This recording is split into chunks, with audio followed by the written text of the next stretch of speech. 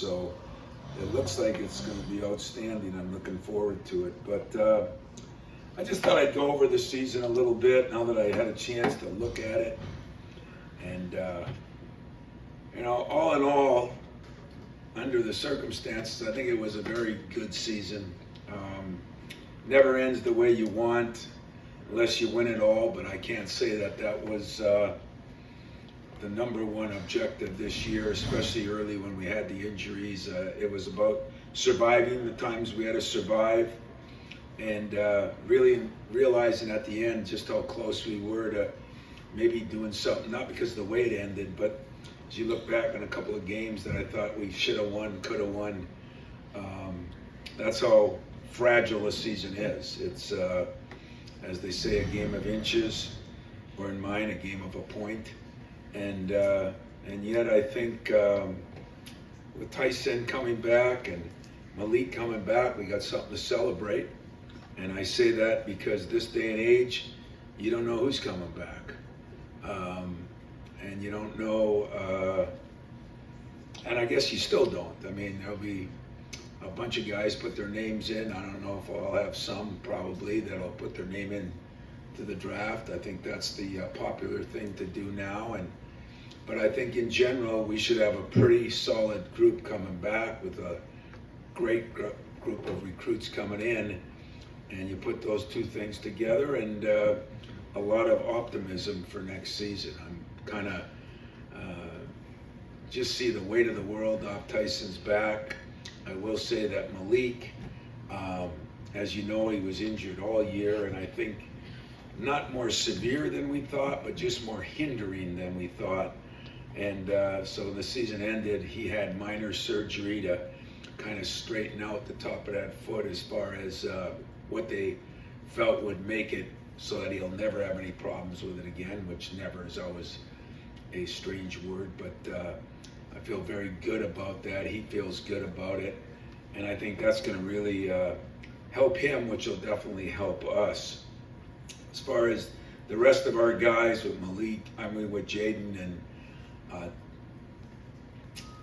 AJ, Marty, and our centers coming back, I think we're going to have a good base for those rookies to come in and have some mentors to work with. And yet, as happens in college basketball now, I think it's going to be every year there'll be guys pushing guys. And last year we didn't have as much pushing. I think this year we'll have more pushing, and I think that'll be good for us and good for the guys. So I'd rather open up for some questions since the season's been over, because you probably have more questions than I have. But you can ask me whatever you want, and I'll probably answer 90% of them.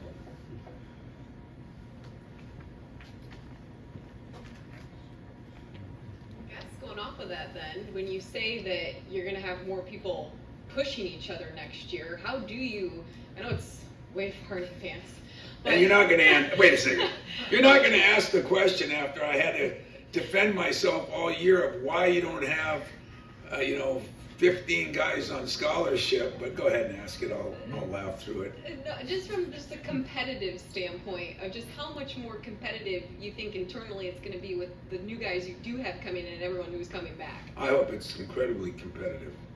I think the one thing that we've done with all this portal stuff and all this is nobody wants to compete for anything.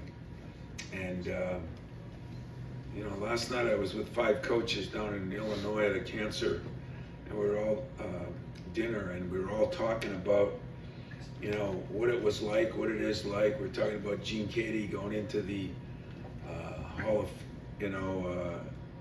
and what that would mean and what era that brings. And I think we all agreed, competitive nature and fighting for something that you want badly is good. And I think this gives us a little chance to be normal. I mean, we weren't normal this year. We not only had 10 on scholarship, but then we had 2 hurt for some of it, 1 hurt for a lot of it. So, we picked and chose what we wanted to pick and choose. And you can criticize or commend me for what I decided to do, but I was comfortable with it. And yet I'm not comfortable with having 10 guys on scholarship. But nor do I think you'll see the day very often there'll be 13 guys on scholarship anymore. You know, men always complained that the women had 15, the men had 13, and now men are complaining, why do we have 13? Because you can't keep 4 happy. And so you've got those issues to deal with, and everybody's dealing with them the best they can deal with. So competition is always good, especially if people want to compete.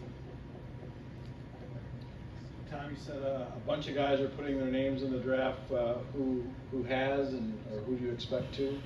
Well, we haven't had anybody yet, but I meant around the country in particular. I don't have a bunch of guys that are putting their name in, but you know, I think anybody. I mean, you know, Jaden could, AJ could, Tyson could. You know, I mean, guys could put their name in to see where they are in that, and that'll be the next thing you deal with as they're doing all over the country. And that was one of the things we talked about last night. It seems to be more common now, and none of them may. You know, I mean, those are the things that that we'll find out here in the next couple of weeks. Along the lines with the roster, wondering about the minutes in particular. I mean, that was something throughout the course of the year. There were points where you said certain guys played maybe a little bit too much. How, you know, what was the cost benefit that you had going back to having that many guys play 28 plus minutes a game? What were the cost benefits? The cost and the benefits, you know, I think, what didn't you like about it, what did? Well, I didn't think we got to run as much. I didn't think we got to put as much pressure on the ball. I did not think, you know, we rebounded with the tenacity that we have in the past because we couldn't practice that way once we got a couple of injuries. I think a lot of things hindered that, and yet on the other side of it, playing 30 minutes a game is not outrageous. You know, I think our best teams, our best players probably played 30, but maybe 28. Is there that much difference? I think anytime you can keep people fresh, especially the way the schedules are nowadays, I think it benefits them. But, you know, as we sit here with now 12 on scholarship right now, as we've seen over the last couple of years, unfortunately, somebody's getting hurt. Thank God load management hasn't hit college sports yet, but it's probably right around the corner like everything else. And so we'll see, but you know, you never have too many if it works out that way, and you never have enough if it works out that way. You know, it's one of those things where you can't predict injuries. You can't predict somebody coming back at the end of the summer a lot better, and some people coming back not as good. You know, as I said, talking to the 5 coaches I was with last night, it was interesting on each one of their teams how that happened. They were all Big Ten coaches, and how it happened throughout the year for them, throughout the summer. And so I'm looking forward to it. I mean, I think this is going to be just what we asked for here. We'll have some veterans. Hopefully can mentor some of the young guys. I think that's always good. We got some young guys that I think are going to push some of the veterans, and that's always good. It's always good. I mean, I told you guys, I'm uncomfortable every day. You know, I worry about my job every day. I worry about losing something every day. That drives me. That's a good thing. We're going to see if players are that way anymore. You know, I mean, that's getting to be something that, if you look at the portal and you look at the number of starters or other people that are transferring, it's almost like nobody wants competition, you know. And I don't know of any place, 99% of the teams in the country probably got 12 or 13 guys on scholarship. So there's always going to be competition. I'm referencing that a little bit with the portal and how people can come and go a lot quicker now. To this point, for the most part, your program has remained pretty stable. I mean, obviously, I know with Pierre's gone and you've had some guys come in, but the difficulty, I guess, what I'm getting at is you're recruiting a recruiting class, but the work you also have to do, Mel's mentioned this, the guys currently on your roster. Is that a thing you have to constantly think about too? And at this point, are you confident that, you know, anything could happen, obviously, but there's no surprises in that? And in terms of guys who are currently on the roster, do you worry at all about whether someone you're not counting on might leave? and how much of that is a factor now? You know, Maybe I'm- it didn't used to be. Yeah, I'm really not, but it is definitely a new world. And every day, you know, we allow agents in the high schools and the things that are going on now. Mel's right, every day is a new adventure, you know, and that's why relationships are pretty important, but they don't solve everything, you know. The grass is always greener now, you know, it just, even though it never is, it always is. So, do I feel comfortable with it? I feel as good as I can feel at the point in time I'm in. I don't know if anybody feels comfortable with anything anymore. You know, we saw people that have had big time careers so far leave with another year left. You know, we've seen guys averaging 19 points a game leave. You know, I mean, what's going on is, you know, what everybody must have wanted, because that's what they got. So far, I've been pretty fortunate, but that doesn't mean that'll continue for years to come. It doesn't mean that we'll never have to be in the portal, because that's going to be inevitable in a way. But it is good when you can have some consistency and continuity and some people to help other people grow in a program. I think that's a positive. I think it's a positive for our freshmen coming in, and I think it's a honor for the other guys. You know, sooner or later, it better be a damn honor to wear the Michigan State on your jersey. You know, sooner or later, it better be an honor to wear, you know, Tennessee on your jersey or UCLA on your jersey. I mean, you know, I don't mind being somewhat transit, but I don't think we should be looking at it that I don't sit there every night and feel comfortable, but I'm not sitting there every night worrying. If someone doesn't want to be here, you know what, I wouldn't want them here. It's just, that's the way we have to adjust now and react. But that goes both ways now. It does go both ways. And as I watched last year, some very good players that left programs, went to other programs and played 10 minutes a game, you know, it's going to balance out sooner or later. Just probably not for a while. Tom, I'm wondering, when you look back with some time on the Kansas State game, how that one sat with you or sits with you, how you digested that all, and as well as, you know, extrapolating that all the way out with the rest of the NCAA tournament, with the way the Final Four looked, with the way your guys' path looked to potentially Monday night or whatever, just specifically Kansas State and the whole tournament, how that all played out, how you sit with that. Well, I said it, and I still believe it. I thought Kansas State was really good, but I thought the toughest team we played, to me, was Marquette. And I said that, and I see some people have them 1 or 2 in the country next year in a way too early preseason when they don't know who's going to be on the staff, who'll be coaching the team, or who'll be president of the university. But even though they don't know all those things, there's some intelligent writers that have already got there way too early, top 25 or 30. But I think in general, as I looked at the film a couple times, you know, things happen both ways, but they made some tough shots and we made some poor defensive plays. You know, I thought that was the combination.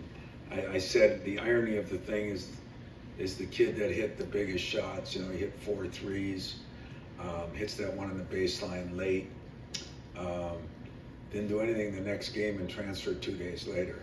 So that's the world we live in, you know. That's what happened,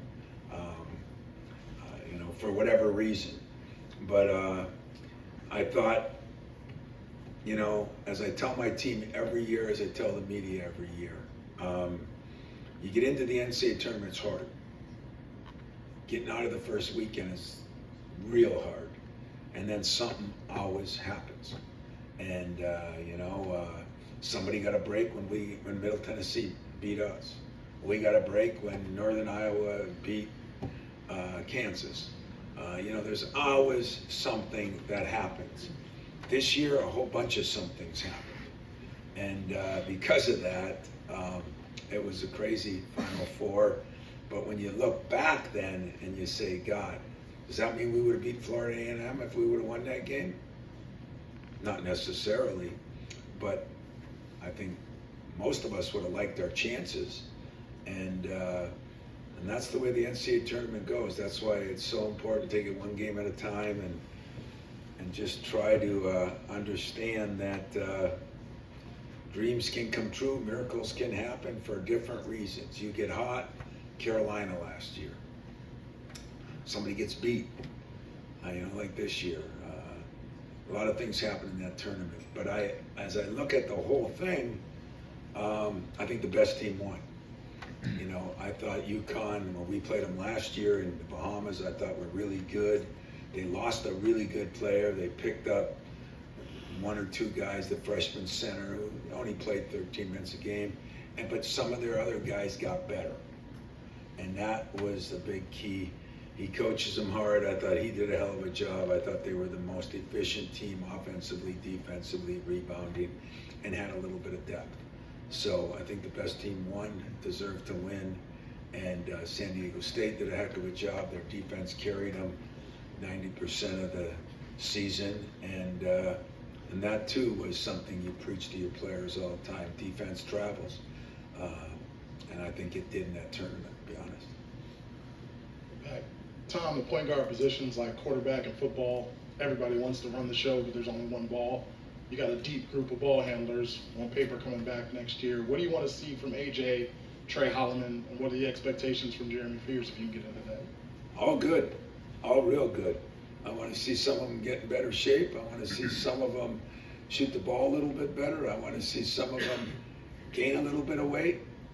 I want to see a freshman come in Jeremy with the leadership skills I think he has and the defensive tenacity he has. And I think we'll play something that a lot of teams are going to. There'll be more than one point guard playing. I think you can, we're going to be able to rotate some guys in there and get our running game going like we should. I think Tyson is as excited as I've seen him since he's been here. So I think there's a lot of positives to it, and like I said, I'm just reading the body language, and Audrey started it out with a good question, but 1 minute you don't have enough guys, 1 minute you try to set a standard, there's too many guys. Ain't gonna work with me because I've already been fooled by you guys enough times, but I really do believe that if this was 3 years ago, everybody would be tickled to death, there'd be no questions. But just because of this, the way college basketball has swung, that doesn't mean it's right. I mean, it's still okay to have a process. It's still okay to get better. And you know what? One of those freshmen might beat out one of those juniors or seniors. And if they do, God bless them. That's the way it's going to be now. It's more transactional. I want it to stay more relationship based. Hopefully we can keep this program in the middle somewhere. Tom, you said sooner or later it better be an honor to wear Michigan State across the front of the jersey. Mm-hmm. After 28 years, are you there yet? Could that be one of the reasons that Tyson and Malik decided to come back? And do you see that with the programs that are there every year? It is that kind of an honor. Yeah, Jack, I don't know if you'd say that if you talk to all those coaches that you think are that way. I think there's been a great turn to the right or left. It's not a gradual one. I mean, things have changed drastically in college football and basketball. And I just hope we can keep that it matters some, it matters. There's a reason in this building I spent more time in making sure the former players are represented. Yeah, I think it doesn't help you win games maybe, but it does help you in life. And I'm a little worried that we're getting so quick fixed on everything.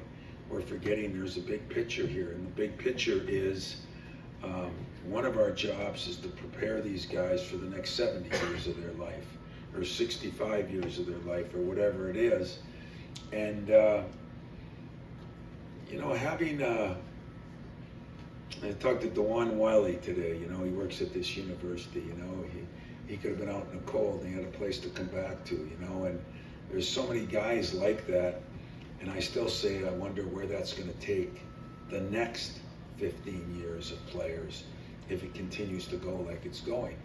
And if that's the right way, I'm not going to crash and burn. I mean, I'm going to adjust. If I get to dive into something else, the portal, or starting 5 freshmen, you know, I'm not crashing and burning. I have to make the adjustments I have to make, but I hope everybody realizes life isn't as simple as this want to do something and think it's just going to happen like that. And that's kind of what we're doing. I saw a great quote from a football coach at Temple the other day that I just started laughing because it's spilling into that, you know, like, are we really helping these kids? And that's been since this started, that's been my question. There's been some one way and some the other, but it is definitely a new era when you come back and you don't even know how you're addressing a team that has a bunch of underclassmen because you don't know who'll be where, what, and when. And I think people want you to just accept that. I wonder if those same people would accept that if a coach came in and said, you know what, I'm going to go get 5 other guys. The hell with these guys. I wonder if people would accept that. And I mean, I would never do that, but that's kind of what we're looking at a little bit. I want to ask about scheduling a little bit. I know last year Love it. with the non-conference, you said you might have overdone it a little bit. Wondering what kind of the game plan is going into this year, and do you have a little bit more flexibility with the challenge going away? Yeah, I think you have a little more flexibility. I think right now we got bad news the other day because I think we played Duke did we play Duke? I saw the big kid's coming back, huh? Everybody thought he was leading. I didn't mean that bad news. It's good news. It's actually good news for college basketball. And I think we're playing Arizona out in Palm Springs in a one-play game. But we're not done with the rest of our scheduling now because, like you said, the Gavitt Games is still, I guess we have one more year of that. And then we'll, as we find out who we have and who everybody has, you know, scheduling will take place a little later than I think it has in the past. And understand this, the problem with last year's schedule wasn't the toughness of the teams we played, it was the way it was laid out for me. And that was the problem. I played same schedule, no problem. I'd just like to have a few days in between, or I'd like to probably not have 2 trips to the West Coast. I guess if there was something I did wrong, but as we all know, I still wouldn't have passed up that game on the aircraft carrier, and that caused that issue. So don't think that it was the teams I played, it was when I played.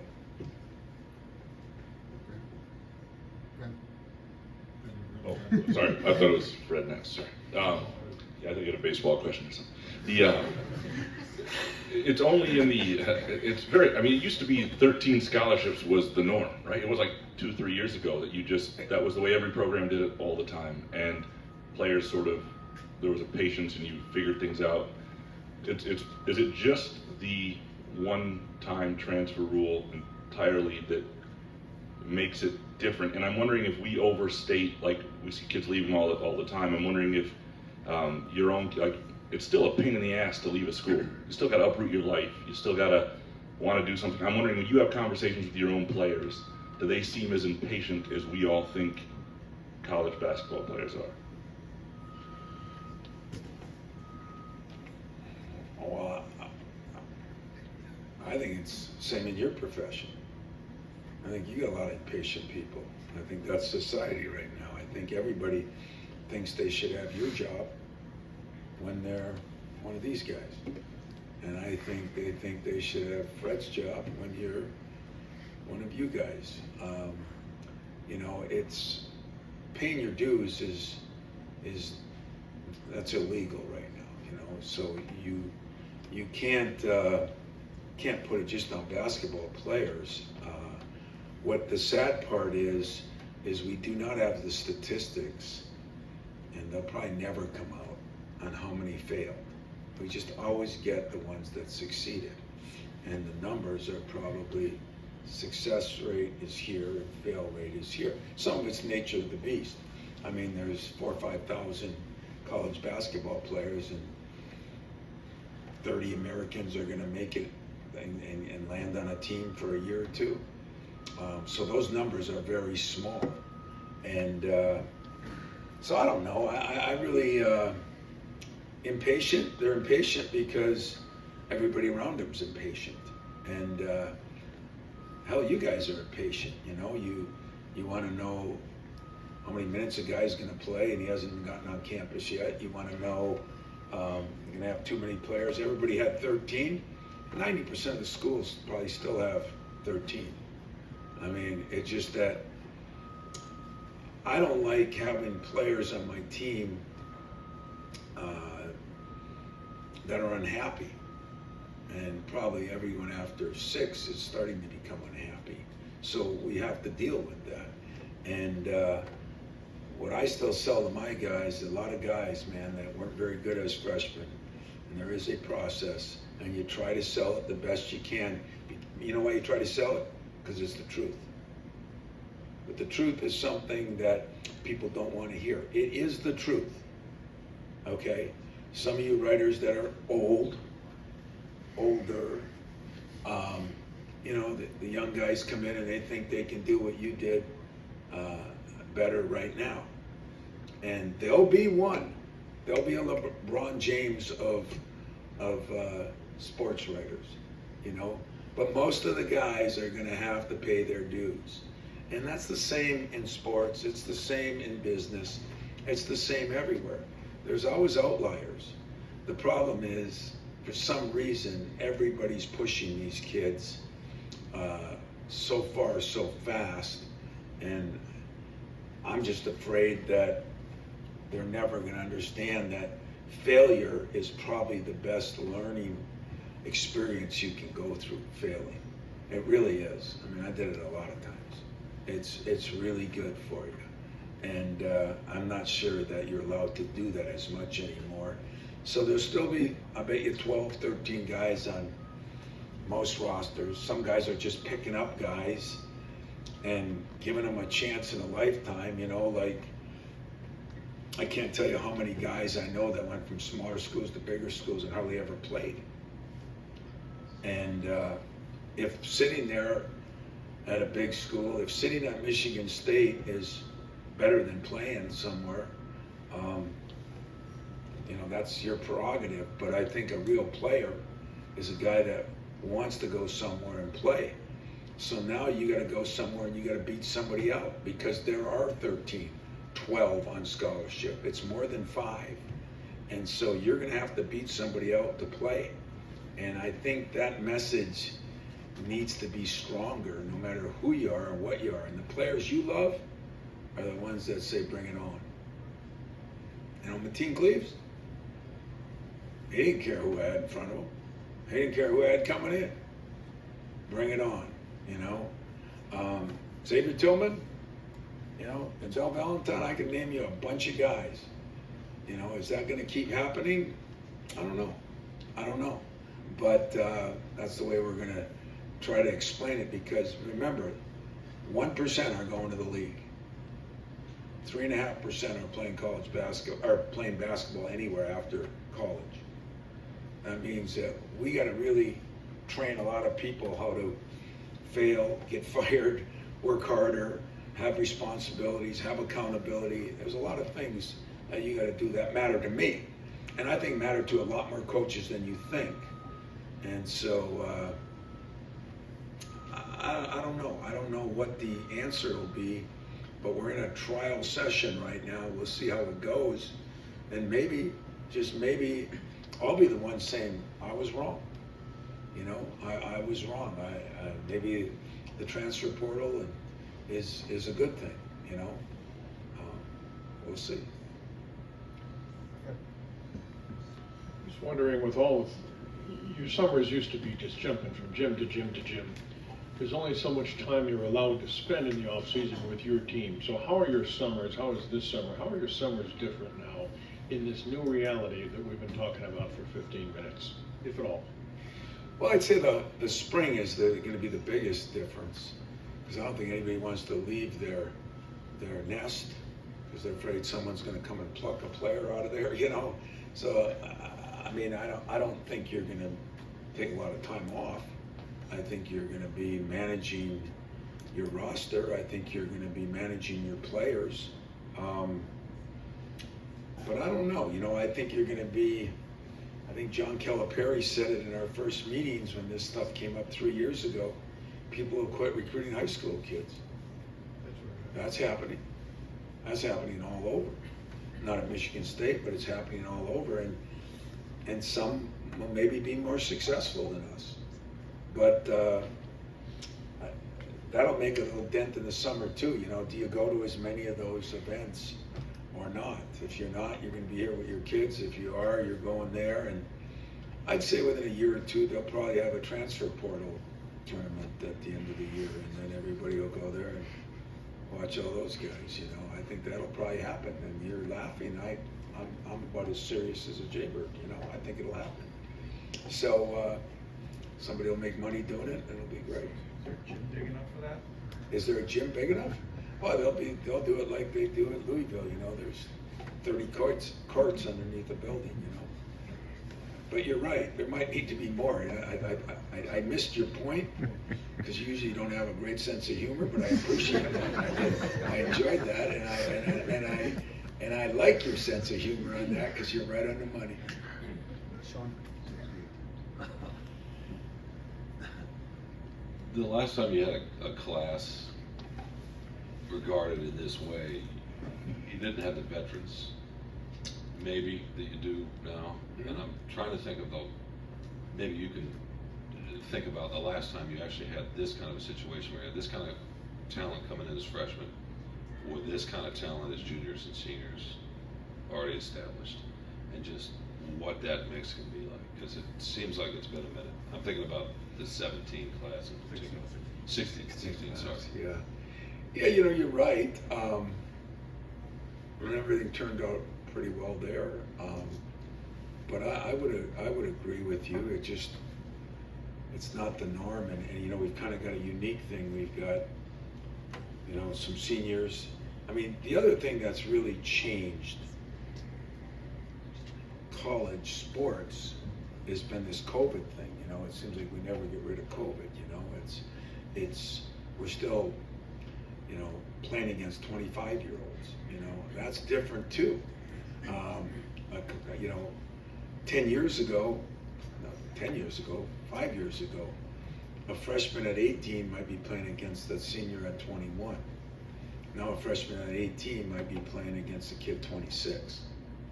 And so that's the other reason I think if you looked at Kansas State's team, they were a little older. You guys probably could relate, but they were. And that makes coaches say, is any freshman as good as a guy that's really been out of high school for 6-7 years? And the answer most of the time would be no. Go ahead. I was just going to say, when's the last time a freshman dominated team won the title? Was what, Duke, maybe? Was that in 15? 15. You guys played it, right? Yeah, I would say that's probably the last time. I mean, what do we have this year? 3 even playing much in the Final Four, and I think 6 in the Sweet 16. I mean, think of those numbers. I mean, Kentucky and Duke had that many. They had more than that just on their 2 teams, and so that's what makes it hard too. You know, kids have the same expectations, but the statistics show that that's not true. And so I don't know, you know, in my own way, I don't think I have to worry about that the way it is right now, because you know, we're definitely gonna be some freshmen in that playing group, and some could be starting, who knows. But what I like is I do have some upperclassmen, I do have some talented freshmen, and it's gonna be fun to blend them together. Is it gonna be a headache, as somebody said, because somebody's upset? Let me tell you something, guys, gals, ladies, gentlemen. Somebody's upset every day. okay? They're upset every day. If they're starting, they didn't get enough minutes. If they didn't get enough minutes, they didn't get enough shots. If they didn't get enough shots, they didn't get enough makes. I mean, somebody is upset every day right now because you have so many people talking to these poor kids. And the only thing I'd say is, I gotta watch myself too, because instead of blaming the kids, it's the adults. I mean, those are the people that are infiltrating these people and the parents and everything and making it more confusing. And you don't cheat the system in any of our professions. You really don't. You do not cheat the system. You didn't cheat the system 50 years ago. You didn't cheat the system 30 years ago. You know, everybody says, well, kids are more talented now than they were. Well, that means the guy in the class in front of them was more talented. So you still got the same problem once you get them. And it's just mind-boggling to me how people think, you know. And there are different places you can go. And, you know, if they don't think being here is important, and the facility we've built and the things we have in this facility, if they don't think the coaches can help them get to where they want to get, you just got to have a little bit of patience. You know, when I got in this job at Michigan State, Judd once said, you know, freshmen came in to learn and sometimes redshirt. Sophomores came in to play a little bit. Hopefully by your junior year you might start, and your senior year you might start. Well, now in 8th grade you expect to do this, in 10th grade this. Definitely when you get to college you expect the stars start and everything else and be out of there. And it's just, it's not right. People are selling people stuff that is not right, because there's still only 30 NBA teams or whatever, 32, 31, whatever, what is it? 30? Too many. Too many. How many baseball teams are there, Fred? Way too many. Way too many. But there still are only that many. And I think what's sad is there's so many people getting sold a bill of goods, because there still are only that many players and that many teams. And my advice to all my players is, make sure you get good enough. When you leave, you're good enough to withstand what you're going to have to deal with at the next level. And I think that's a fair assessment. And those that do it, some might do it as freshmen, some might do it as sophomores, some as juniors, some as seniors. But don't listen to the outside world, because the outside world is crazy right now. Time for a couple more. We'll go to Matt. Tom, I'm curious, what do you think Twitter's role is in all of this? I'm just kidding. I'm kidding. Just a little love in here. You referenced a little bit with the recruiting class, but in terms of expectations, and you said the way early rankings, but they'll probably be pretty similar come next season, and you guys are going to be right back in that spot. I love it. That a lot of these guys, maybe these guys on this roster haven't done it, except maybe, I don't know. Malik, Yeah, I don't care who's done it and who's not done it. I think we've been through a lot in the last couple of years, you know. That's another thing. We look at these years, and they've been a bizarre, you know. I still say in 20, I think we were good enough to win it. We were good enough to get to a Final Four. We could have Middle Tennessee it and got beat. But I think that team was peaking at the right time. You know, who knows where that team would have gone. The next year, I didn't think we were as good. We weren't as good, and yet we get a 13-point lead on UCLA, and they go to a Final Four. The next year, we get a 5-point lead with 4 minutes left on Duke, and they go to a Final Four. That's how fragile it is. And really, in my own way, that's the way I look at it. You know, like somebody said to me, well, you didn't go to a Final Four. Well, you know, some of these guys are so crazy. I hear them, somebody got fired and they said, well, he hasn't been to the tournament in 4 years. Well, 2 of those 4 years, one of them has been completely scratched. Nobody went to the tournament, so we all should be fired. The second one, you know, that second year, I mean, you know what we did that year as far as playing games and having COVID and coming out of it and playing those 3 games. I mean, how do you judge anybody on those, you know? And so I don't look at those 2 years, you know. Last year was okay, you know, okay year. And this past year was really, under the circumstance, I think a damn good year. And I told you early in the year at our first meeting here, I said, I like this team.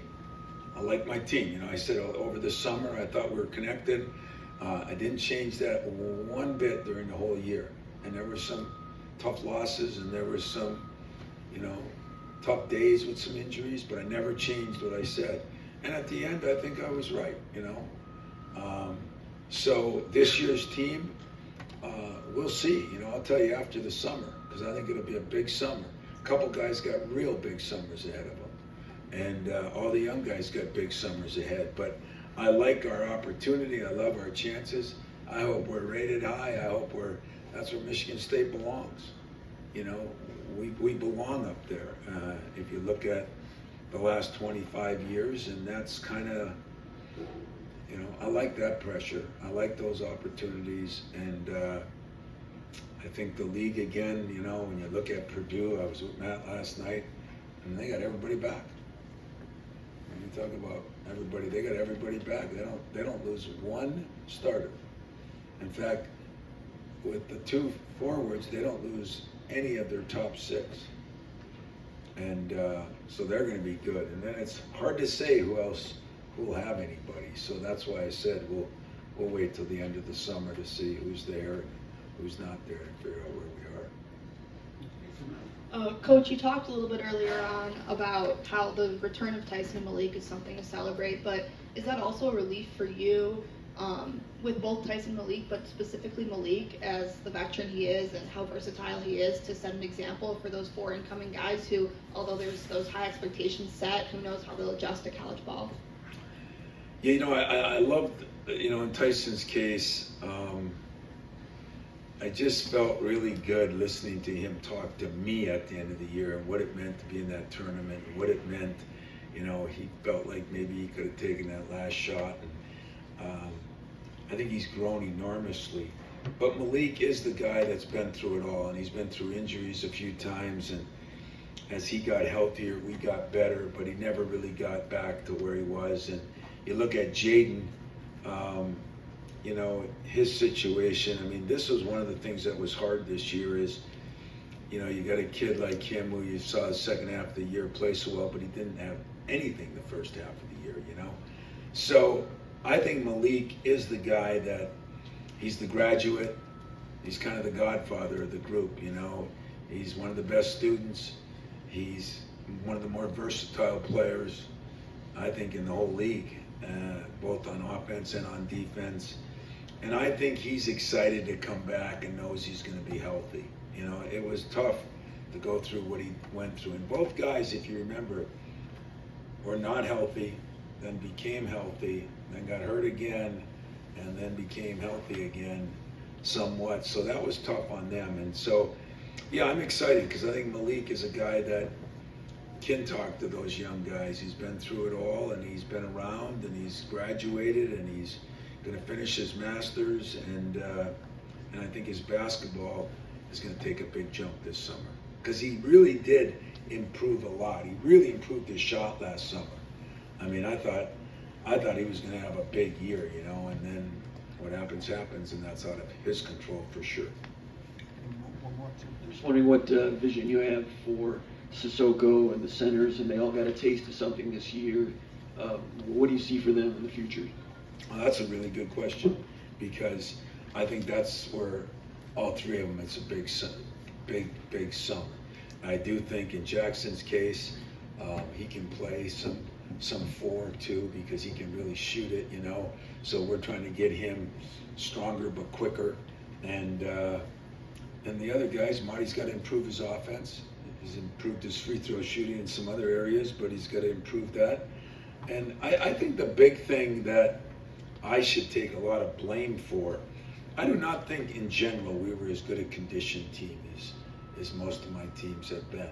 And I think some of it was the lack of numbers and the lack of practice opportunities and the way we handled them, getting a little gun shy about injuries.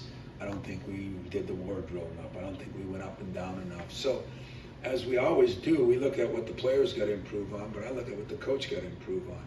And there were definitely some things that I think I could have done a better job of, and some of it was in the cards, and some of it maybe I just looked at and was afraid to react a certain way. So I learned a lot this year in a very positive way. And you know, the problem with right now, and I don't know if is there another question? I'm cool with it if there is. I've got one. Yeah, go ahead. Yeah, I know you need a mic. Go ahead, tell me and I'll repeat it so that I'll hear it. Just speaking to the way too early rankings again, reflecting on that, you said you embrace those expectations, but on the flip side of that, how do you keep your team humble, especially these younger guys who are coming in, and not to just assume that, hey, we're national championship contenders next year? Yeah, that, you know, the question is, for those millions that are listening out there, you know, how do you keep your young guys realizing expectations don't match performance, more or less? Is that a synopsis? You said a lot more words. I think that's one of the problems we're having. You know, everybody thinks they're maybe better than they are. And the reality of it is, when you start looking around, just look at our league. You know, when everybody's got us, some people have us picked pretty high. I mean, here last night I learned, you know, Purdue's got everybody back. Well, they won the league by 3 games. So we better worry about getting out of our league, much less getting anywhere farther than that. And there's going to be programs that pick up people, and some it's going to benefit and some it's going to hurt. And there's going to be players that this summer, some are hungry, got a chip on their shoulder, got something to prove, and are going to get better. And there's some that are fat and sassy and are going to get worse.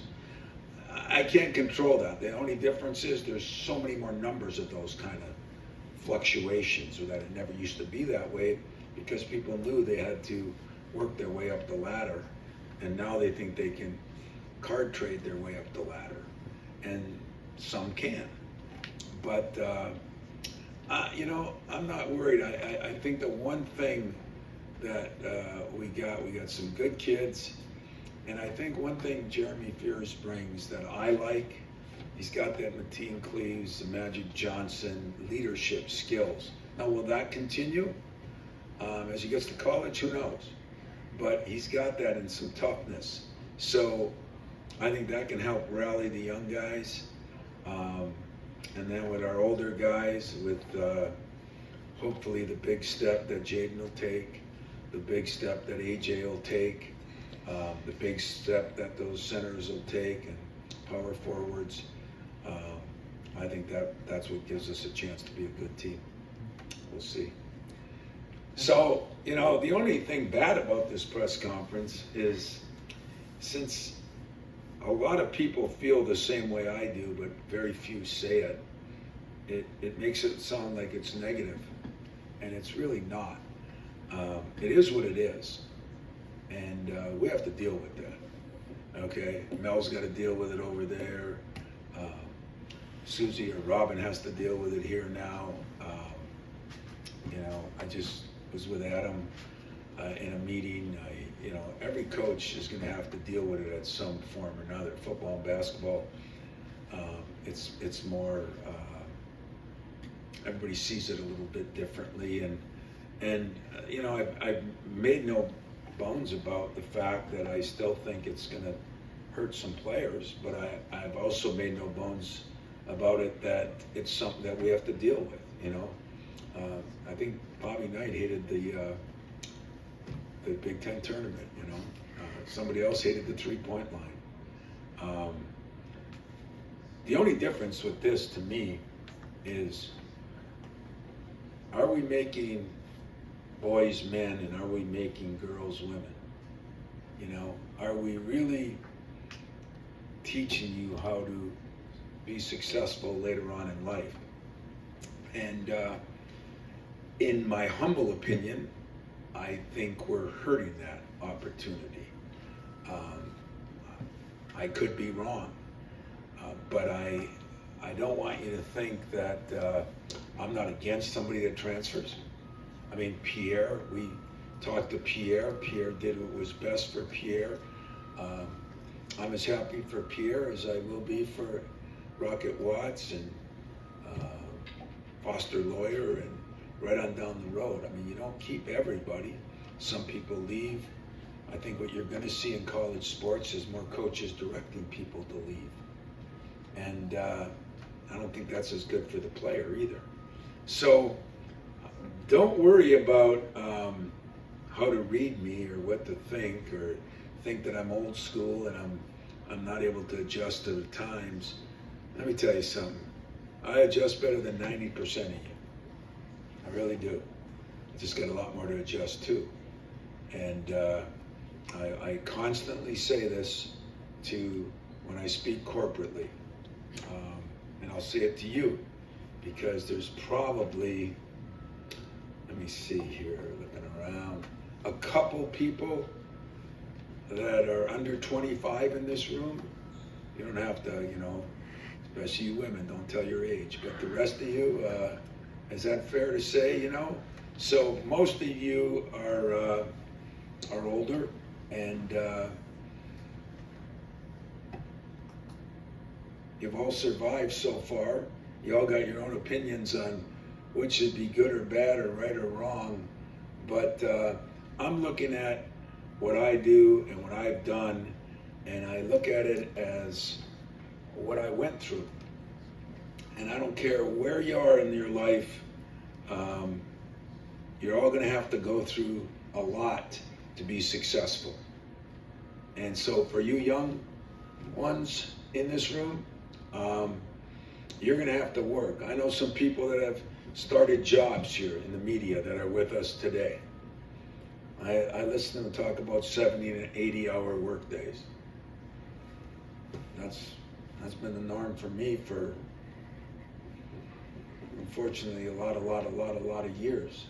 I do know that I had the privilege when I got here, the privilege of sitting there and unlocking the rims to make sure Magic Johnson could work out. And I saw what he did to get where he got. I watched The Last Dance the other day, and I saw what it took for him to get where he got. I listened to all those guys talk about if we had phones then, or if we had Xbox, or if we had that, where would I be? So if you are striving for greatness, and if you are striving to be an elite person in whatever endeavors you take, I would say that you better stay focused. You better realize it's going to be a lot of work. You better realize there's no shortcuts. You got to realize you're going to fail, and I fail a lot of times. And if you can do all those things, I'll bet you there'll be a lot of successful people in this room. And that's all I want from my team. You know, I said it a million times. I lived my dream. I'm living my dream. But I've lived my dream. And all I want now at this point in my career is for every player I touch to have a chance to live theirs. But I know what it takes. And having these outside people tell these guys what it takes, when I got some of the greatest that ever played the game, and I've coached against some of the greatest that ever coached, and yet we got people in the streets telling these kids, you know, how to do things, where to go, what they're not getting, what they are getting, is sad for me. But in a way, I got the perfect team for me. I got some veterans, I got some rookies, I got some guys that are, I think, competitive. I think we'll add some toughness to this year's team. I think we'll get healthy. I think those two guys will be healthy. And I'm embracing the opportunity to be ranked high enough, and I'm embracing the challenge of trying to win another Big Ten championship, and I'm looking forward to the chance to competing for a national championship. And It won't be easy. There's teams that got a lot more back than we got. There's teams that got, better talent than we got. I just think I like the chemistry of our team. I'll tell you by the end of the summer whether we're as connected as last year's team was, with a few more players that could add to it. So I appreciate you coming for the last go-round here. It was something that Mex and I talked about doing. I promise you, we met at a restaurant. I want to do something for you each year at the end, because I don't want to do it during the year. Then when you write something bad, I'm mad at you. So now I don't care. It doesn't matter. So I want to make sure that next year we will do a better job, Mex. Yes. I love Chick-fil-A, but maybe we gotta go Italian or something, and go big and stay home. But we'll have something a little better. And Fred's mad at you. I want you to know that. So I hope you guys have a great fall. I'm expecting most of you to be at the race this weekend and run that thing in record time. I don't think that'll happen. Huh? She may win. You may win it? I'm not gonna win. I'm running though. What kind of negative attitude is that? See what I mean? I'm probably under 25 too. I'm not gonna win. I suck. I'm not very good. Go win the damn race, all right? It's gonna be beautiful weather. We're gonna end up in Spartan Stadium. We're gonna have some fun over there. And you know what? It's gonna be a special time for me with this race. It's by far the most people we've had. It'll probably be over 4,000. And what's special about it is the charities. When you look at what we went through as a university, as a community, as a state, and even as a country, if I watch TV, it's a good time to gather a bunch of people and kind of depend on a bunch of people. And instead of putting 12 or 13 to a common goal, put 4,000 to a common goal, make this place a better place, and that's what we plan on doing. So you guys have a great summer. I hope that it all works out well for you. And if you need me, call me. I'm sure I'll answer. I usually do. And what else, Max? Anything? No, that's it. That's it.